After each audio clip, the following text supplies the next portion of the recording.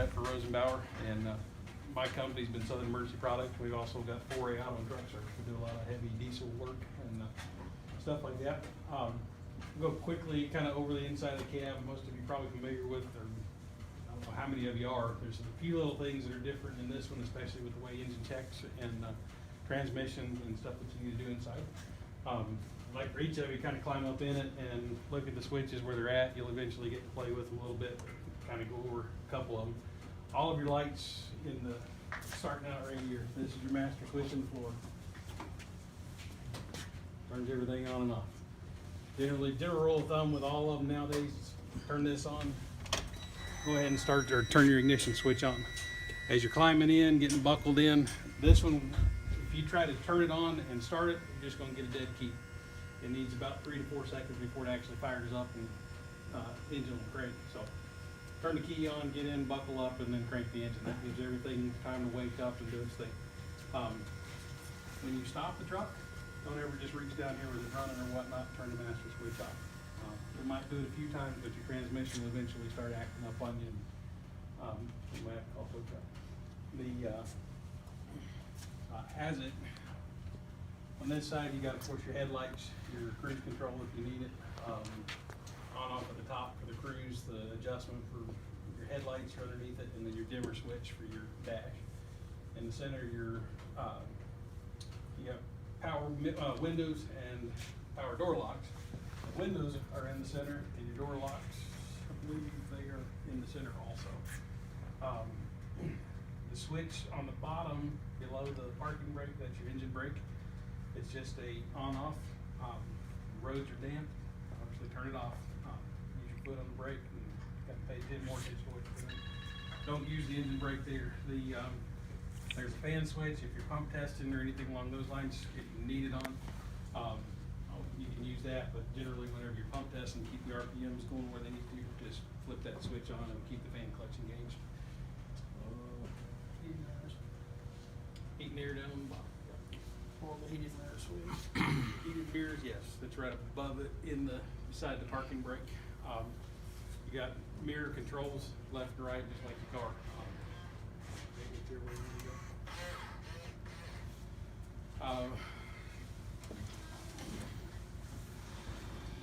Let's see. I don't care if some of you want to come up and look or.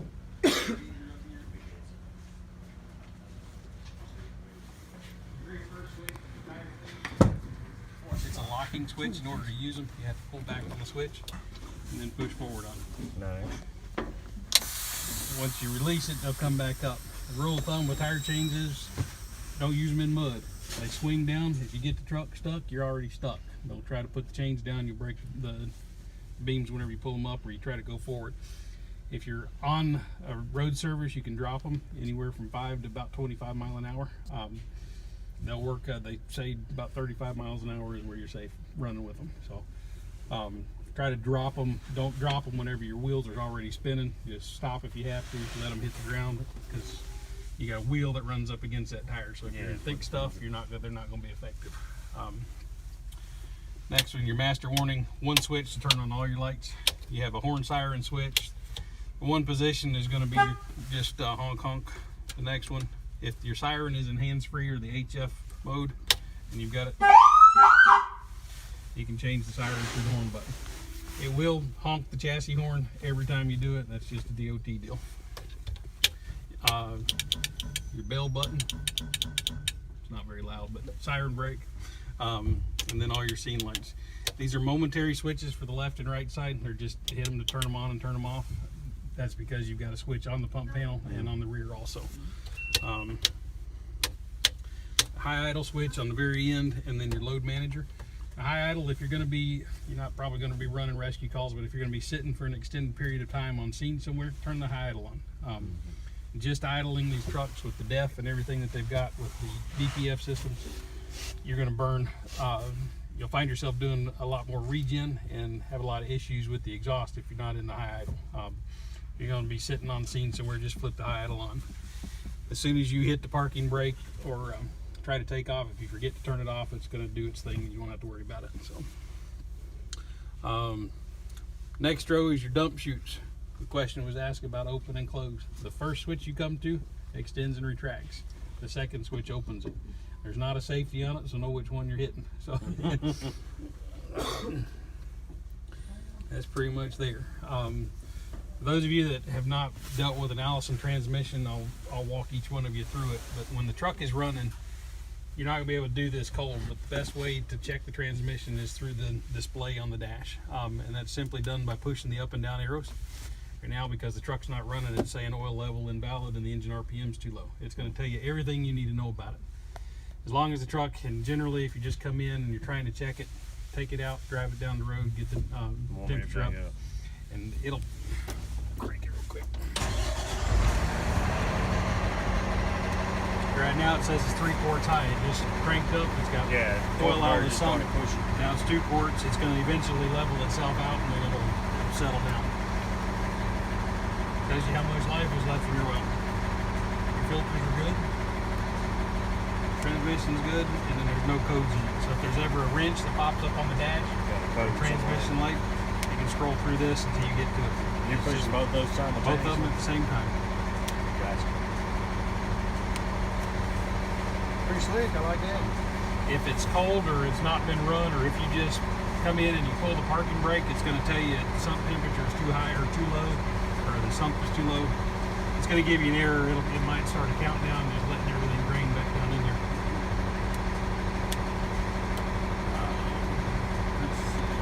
Get your window switches up and down here. Your mirror heat and your door locks. Engine brake. Your fan switch. Here's the clutch kick in on it. So you got a seatbelt indicator. Right now it's red because both of us are sitting in, both seats are occupied. As soon as you buckle up, turn green. So just look at that and make sure everybody's buckled in. If you hit the parking brake and you're not buckled in, you get door open indicator flashing.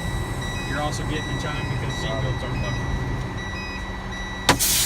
As you start driving and take off, it does record. It's got a VDR in it, so it will record the event if you don't have your seatbelts on, to make sure everybody's buckled in. What in the world is this? That is Oh, you're okay. So it comes on with when you put the truck in reverse.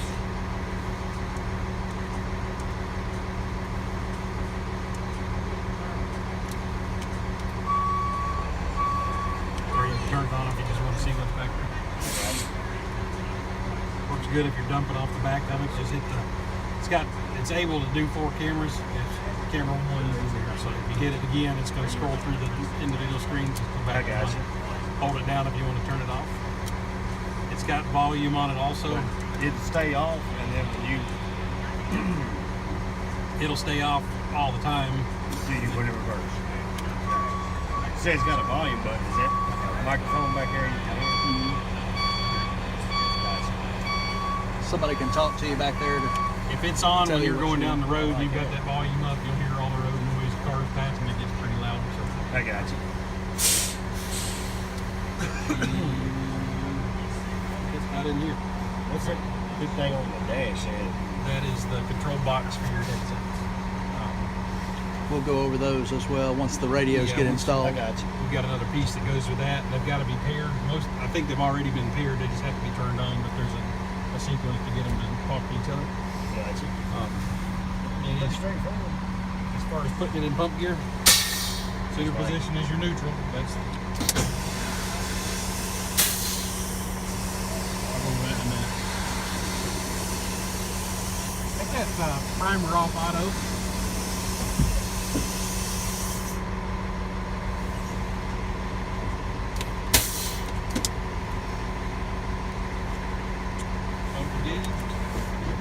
Push the drive button. Just a second to go in gear. You have green light here. You should have a green light on the panel. Gotcha. When it goes in gear, if you look at the lights on the pump panel, you should have one that comes on. There's always going to be one light out on the pump panel. That's one of your indicators to let you know that it is in gear. That'll work. Let me go around there and then you can start talking about that. Cool.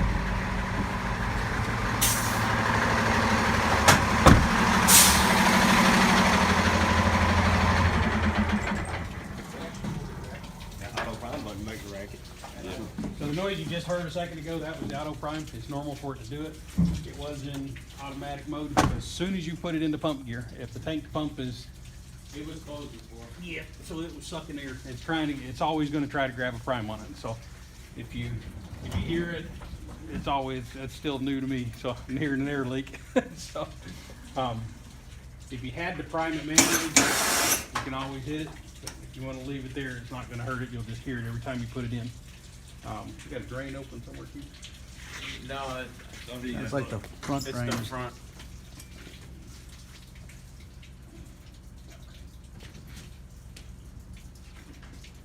It was doing that last week. It stopped. So, see, it's spitting water out the front. It's an automatic drain. It's going to start dripping at 6 pounds. After you get more than 6 pounds of pressure on the system, it'll close off. Right. So this light here is always going to be off until it goes in the pump gear. So I get a lot of calls, service calls, got a bad light on the pump panel. It's not bad. It'll come back on whenever we put it in gear. Anybody have experience with governors at all? So you can isolate the tank from the pole, that ball. Everything we've got. Okay. I will get with Jay and we'll get some emails. There's a very good program that Fire Research has. You can go onto their website and they have this governor set up. It's an interactive guide to actually where you're using your mouse and you're pumping a fire scene, you're pumping it from the truck, you're pumping it from draft, pumping it from a hydrant. There's several different scenarios that they go through with you that you can play with and not have to worry about the truck, and then get kind of familiar with the way it's controlled.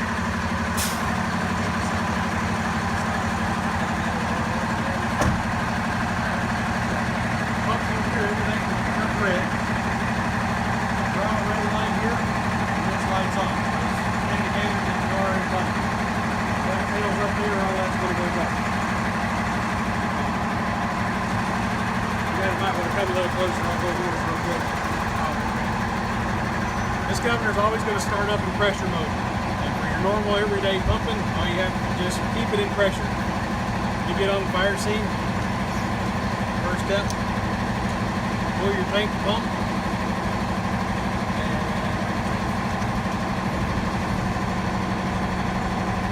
And show the auto prime again. You got a little bit flowing, 45 PSI. I lost prime, that's what you're gonna hear. So as soon as you get it back with that auto primer, it's got prime again. None of that pulling the thing and having to worry about the oil and all that stuff going into it. It's got presets in it, so if you pulled your crosslays, you got your tank to pump, just ignore this. I'm gonna let water recirculate so I don't mess anything up here. Run about 50 now. If you got 2 crosslays off the truck and you're ready to flow, all you have to do is reset. It's set at 100 PSI. So whatever lines you have pulled, you're going to blow 100 PSI out of it. You want to back it off once you get established, turn it down, do whatever you need to do. You want to go up. Now that it's set, you can pull any of these 2.5s, blow whatever line you want. It's going to catch up, it's going to ramp itself up and down and be able to take care of it. You're done with it. The over near throttles, you had to actually screw them in. You didn't really want to. You heard how quick it turned it back down. If you don't like,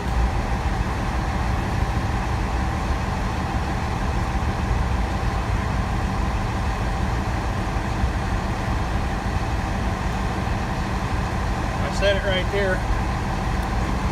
Now it's at 61 PSI. Does that read 2 lines and you're running 2? Nope. All this is doing is just controlling the engine. So you don't have to stand here and try to, if you pulled 2 lines or you pulled 1 to start with and you came back and you added another line, it's going to make up for it. But your gauge, you still read the gauge. Correct. Like if you're blowing 100 PSI off of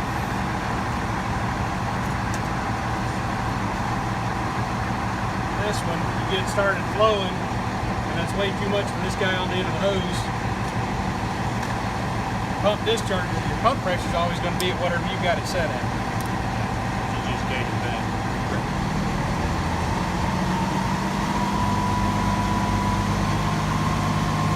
At that point, just back it off until you. They're going to do it now.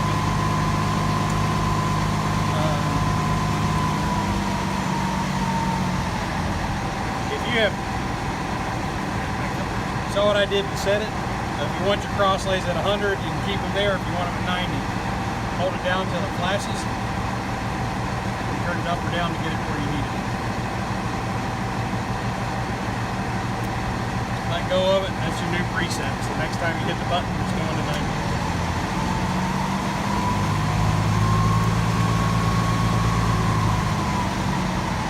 Kind of nice. Got your oil pressure or oil temp, water, transmission, and your battery status.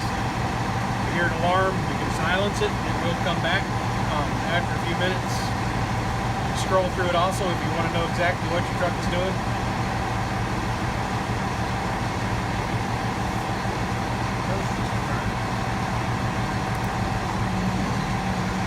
Alright, so if you want to use RPM mode, about the only time that you want to use RPM, number one, if one of the electronics fails. I'll show you back here what controls it.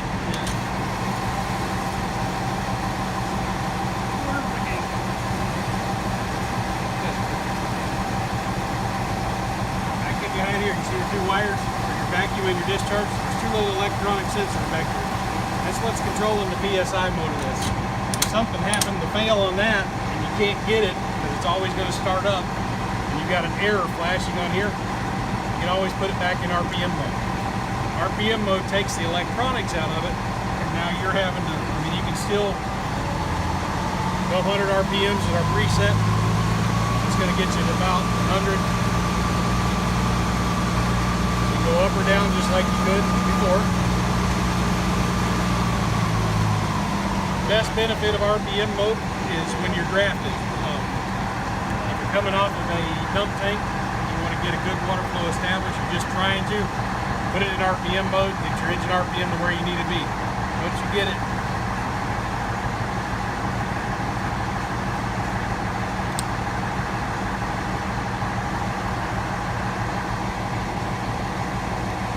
get your engine RPM set. You've got a good flow going. You can always change it back over to PSI mode once you're on coming out of a drop tank. You got good water coming to you. You got good water coming out of your tank. Put it back in pressure mode, and you can kind of stand here and watch it. When you do you guys are doing your own pump test. Whenever you do that, again, the RPMs kind of take the electronics out of it. The air conditioner shouldn't be affected by it if it's kicking in it. If you get to hit that clutch fan, the fan clutch, it keeps the RPM straight so you can get a good reading out of the gauges.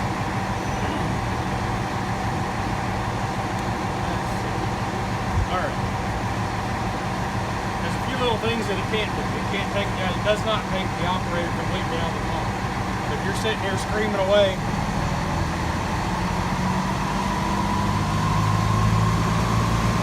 all of a sudden it starts, your tank goes empty, you don't have it in prime.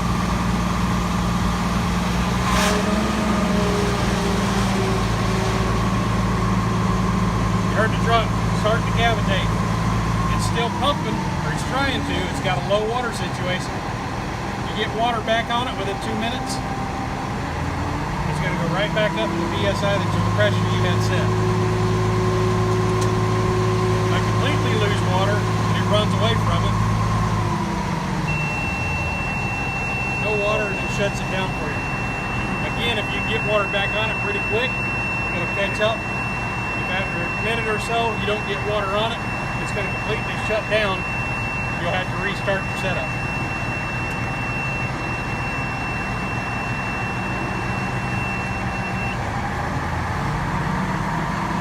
Again, with the primer situation, when the primer's on,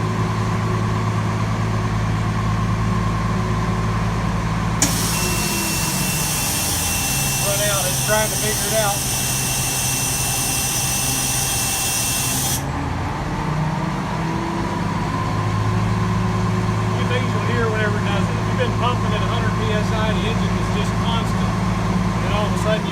ramp, doing what it's doing now, and it's starting to hunt for water. So kind of listen to your truck. If it stays in this mode for a period of time, it's just going to shut itself down.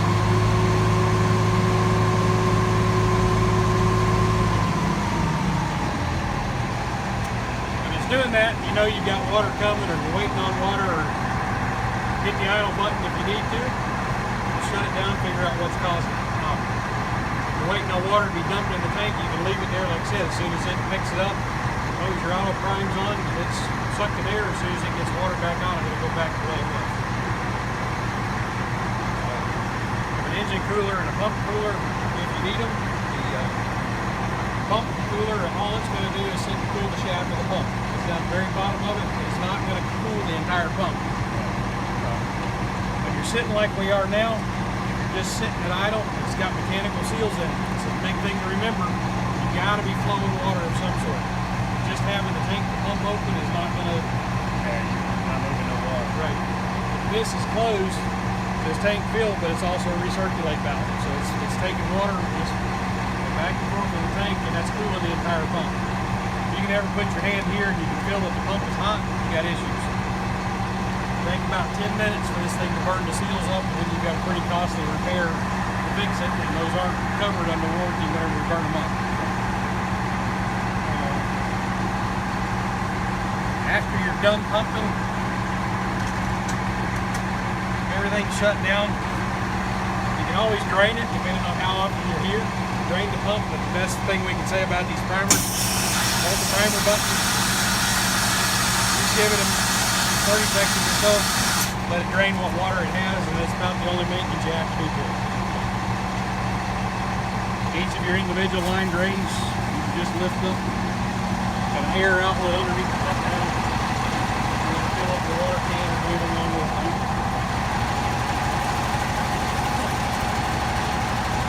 Each one of these handles will lock in place also, so when you pull them, they're locking. So if you're wanting to pump 100 here, flow 100 here and 50 here, just lock you in at 50.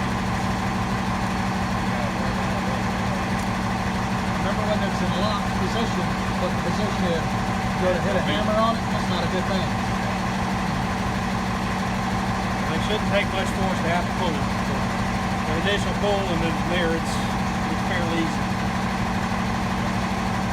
Handle light if you don't.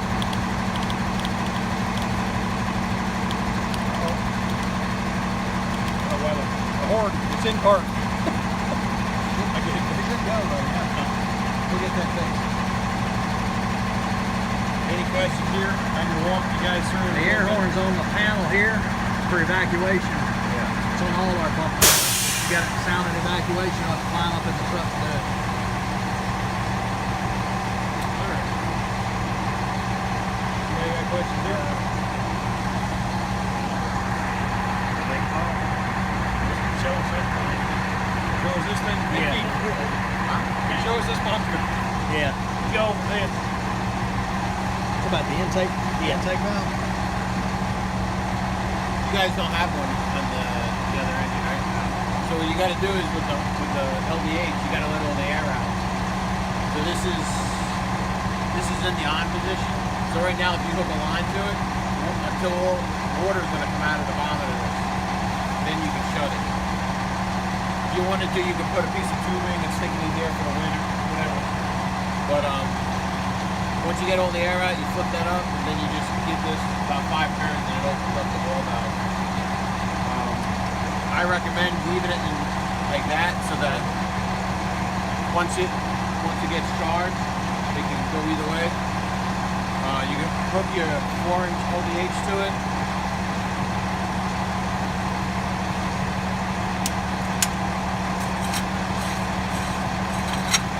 Now you can grab. This is how it is on the triplets, and the other two tanks also. And that's really it. You can see the valve in there. Just a big wall. That's the biggest ball valve in the whole problem. They're the only ones that are for the max flow is this one. This is just a open and close. Yeah, like you're gonna get soaked. But you'll see this go green. There's a green right here. And when you turn that, you'll see it green.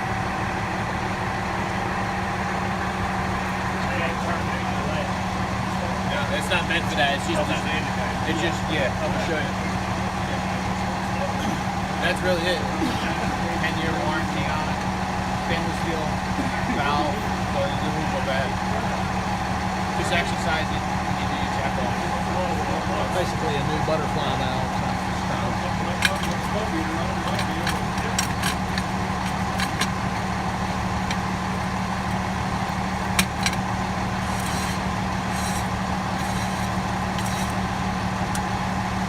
I would just go out and get a good dead blow hammer, because if you're gonna draft, you're gonna need to punch this little tighter.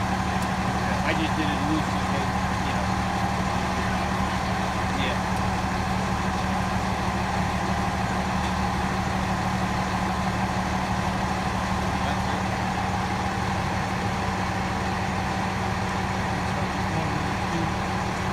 Underneath here is all your flow meters. If you're not used to them, this is your pressure that's being flowed off the individual line. And then as you're flowing water, it's going to calculate gallons per minute that you're flowing. So it's not uncommon when you're flowing pretty hard to see anywhere from about 4 to 10 psi. It's a paddle wheel that's going to sit there and vibrate with the drop. So you may see them fluctuate a little bit. As long as it doesn't stay there, shut it down whenever you shut the line off or get pressure off of it. Moving back. You need to, you've got a master drain here for the pump. Pull it out and drain it.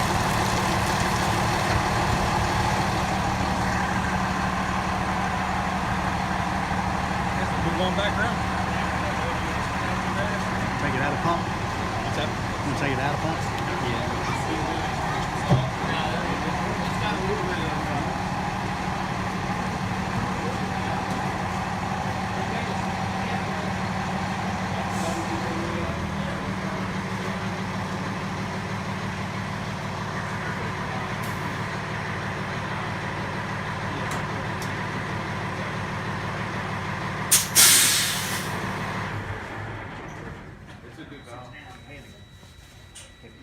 I just know a lot of the older stuff.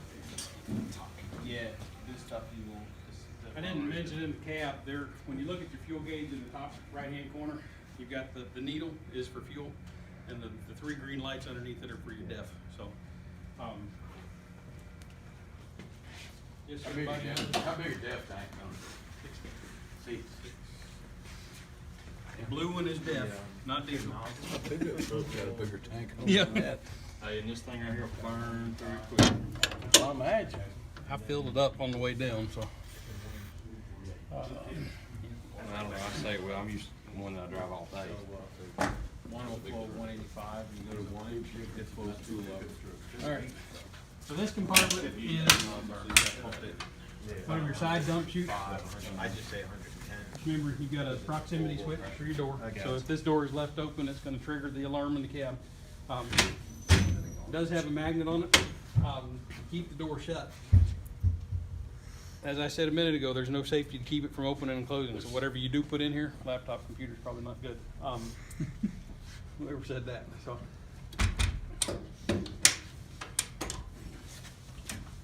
As we open and close, it's gonna open on its own little chunks.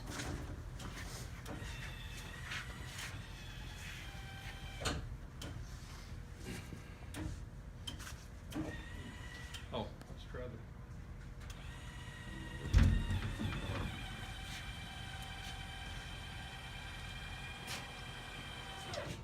Give you an idea where it's going to stop and where you need to be as far as placement of your tank. So kind of get right up next to it. You may have to play with it a little bit for you. The other switch opens it. The water will shoot out about 4 foot past that. They came prepared. He's got his duckies on. I'm gonna let this tank down.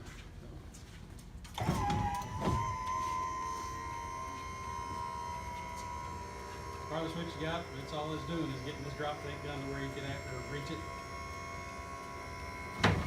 Your preference on how you put it in and how you take it out. You can see here we've installed it upside down. That way when it comes out, you people can just flop it over, and then whenever you go to put it back in, it's not so much of a grunt trying to get it back up in there. We gallons of those. 2100.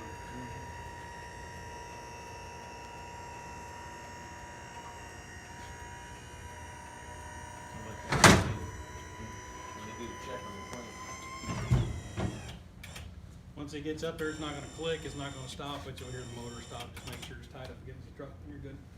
So you got pipe bowl holder, and hard suction, water level gauge.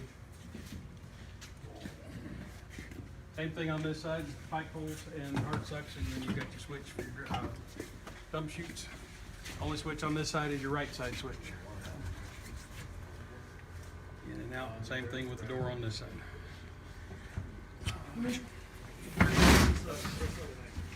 Each one of our doors, gonna watch your door lights. They're plastic covered, but watch the equipment that's in them as you put them in and out. They're just snapped in. That poly coating, if you get too much equipment against it, you'll snap them. These are magnetic switches down here on the bottom. There's a switch on the back, or a magnet on the back side of the door that triggers it. So kind of watch what's in front of those.